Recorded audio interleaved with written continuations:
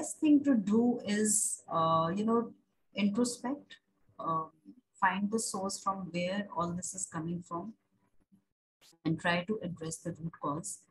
Also connect with people, go for informational interviews, networking calls, find out a little bit more about, what is it that you can do to advance further, either in your current role, or if you want to transition into a different role, what are the things that need to be done.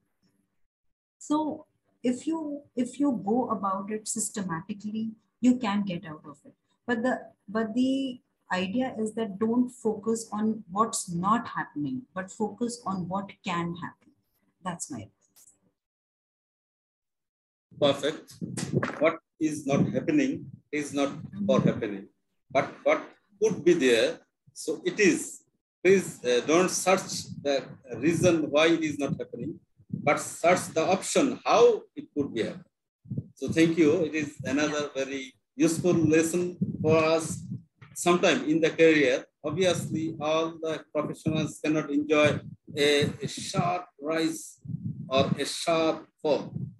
Career is something where sometimes rising, sometimes falling, again rising. But after all, from the beginning at the end, it should be a sharp line with all these webs.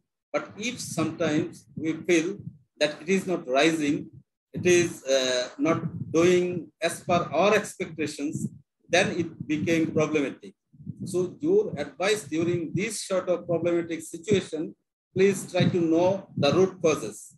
Try to identify your limitation, try to identify alternative options, and try to use those options for your career development.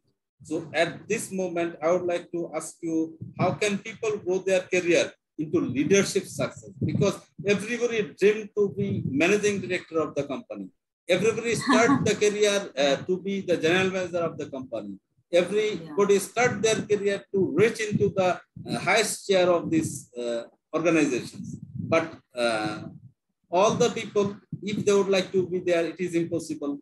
Maybe out of 100, one will be there. So how they can reach into the leadership positions? Yes, sure. So see, having a career ambition is not a bad idea, but like you said, very few will be able to make it, especially when there's only that one position. But again, success is different for different people. So yes, one thing would be to first identify what is it that you want to achieve in your career that you would classify as a success, because what you value as a success and what I value as a success would be different. But having said that, I will also say yes, most people, 90%, would aspire to be leaders and they would want to achieve leadership success. So once you start your career planning, your career mapping should involve setting goals and developing skills with a very clear progression plan to get yourself to where you want to be. If you don't spend the time and the effort to make this plan with mini milestones, it is very seldom that you would be able to achieve it. So, and especially when your goal is to progress to a senior executive position, so there are a number of practical steps that you can do to accelerate that journey. Start right in the sense that find the right entry level role and then survey the landscape to see how can you progress within that company or what would your next step be. Don't wait till you are 2 to 3 years into the job and then start thinking, oh, what can I do next? Please understand that the majority of the large MNCs or companies who have CEOs, if you notice, the CEOs are not brought in from outside. Most of them are internal promotions who work their way up internally. So it's very important to position yourself in the right role and succession of roles within the company that you have built your equity in, because that can set you in the right path for the C-suite that you aspire. Also, launching your career at a major, one of the big consultants can help you to quickly develop and adapt with the right breadth of experience, which is usually desired in an executive level position. Why I say this is because, I read a survey somewhere that most of the CEOs at once upon a time were actually consultants with a firm called McKinsey and Company. That is actually looked upon as the bedrock for C-suite growth.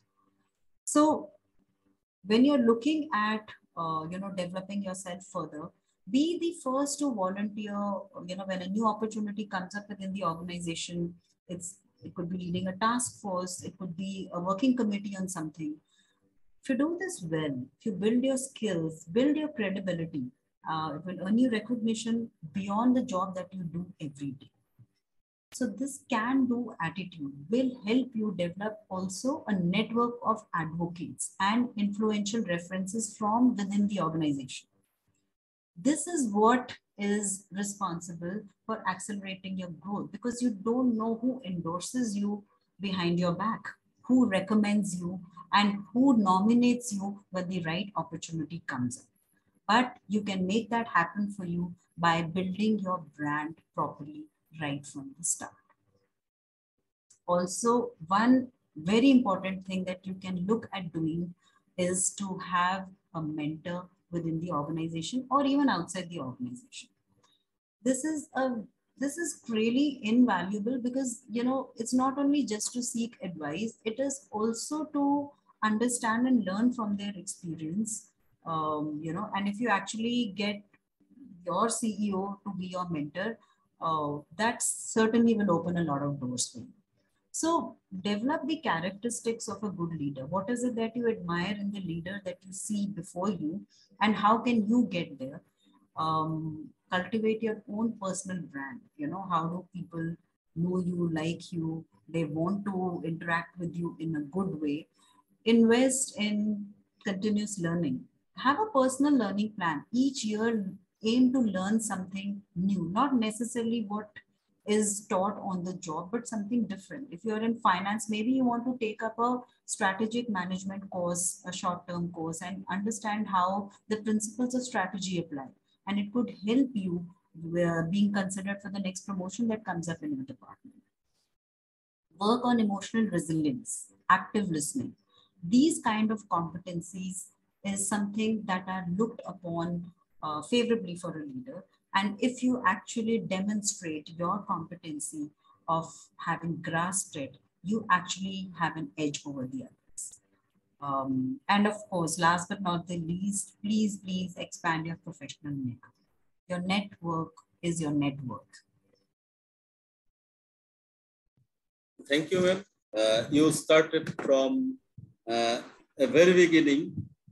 What does success mean to you?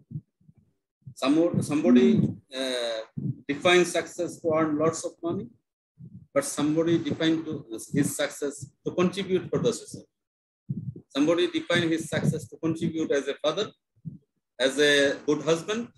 Somebody defined his success to reach the top position of the organization. So define your success and then setting up goals. When you will go there and what quality you do require for.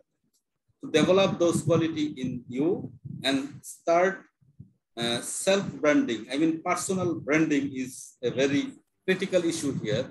We have also advised that find out someone in-house who will mentor you, who will guide you, who will share his experience with you. And you have also rightly advised that build your credibility inside the organization. Because you can do many things, but if your words are not credible, people don't trust you, people don't believe you can do it, so everything will be failure. So build your credibility. Obviously, build your strong reference inside the organization who will refer you, who will advocate behind you. So it is in-house mentorship, in-house references. All these are very useful tips for reaching out the successful career. You have also mentioned that lifelong learning, continuous learning, what is relevant to your position is very important, because sometimes in the subcontinent, we just complete our post-graduation or even complete the PhD 25 years back, but now I am not updated as per concurrent knowledge, concurrent field advantage, then that PhD may not help me in the after 25 years.